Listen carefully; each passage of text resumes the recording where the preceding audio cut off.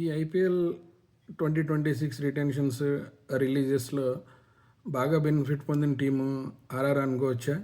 వాళ్ళు చేసిన ట్రేడింగ్ వల్ల వాళ్ళకి ఉన్న సమస్య ఏంటంటే టాప్ ఆర్డర్ బాగానే ఉంటుంది, మిడిల్ ఆర్డర్లో సమస్య ఉంది లాస్ట్ ఇయర్ నుంచి. సో వాళ్ళు జడేజాని, శామ్ కరణ్ని తెచ్చుకోవడం ద్వారా సంజు శాంసన్ని ట్రేడ్ చేసి ఆ మిడిల్ ఆర్డర్ని స్ట్రెంథెన్ చేశారు. At the same time top ఆర్డర్లో సంజు శాంసన్తో పాటు వాళ్ళు నితీష్ రాణాని కూడా ట్రేడ్ చేశారు ఢిల్లీకి. మేబీ అది నా ఉద్దేశంలో అయితే అది సరైన మూవ్ కాదు. ఎందుకంటే వాళ్ళకి ఇండియన్ టాప్ ఆర్డర్ బ్యాట్స్మెన్ ఉంటే వాళ్ళు ఫారినర్స్ని ఎవరిని కావాలంటే వాళ్ళని ఆడించుకునే వెసులుబాటు ఉంటుంది. ఇద్దరు ఇండియన్ బ్యాటర్స్ని వదిలేసుకోవడం వల్ల వాళ్ళకి టాప్ ఆర్డర్లో ఇప్పుడు ఒక ఫారిన్ ప్రొఫెషనల్ కోసం వాళ్ళు వెళ్ళాల్సి ఉంటుంది. ఓవర్సీస్ ప్లేయర్ రావడం వల్ల ఏమవుతుందంటే వాళ్ళకి ఇంకొక ఆప్షన్ తగ్గిపోతుంది, ఇంకొక ఆటగాడిని ఆడించుకునేది.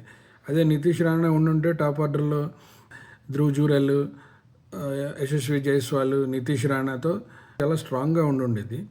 I hope they get a proper foreign replacement for both Sanju శాంసన్కి కానీ నితీష్ రాణాని కానీ కవర్ చేసే ఒక బ్యాట్స్మెన్ని తెచ్చుకోవాలి.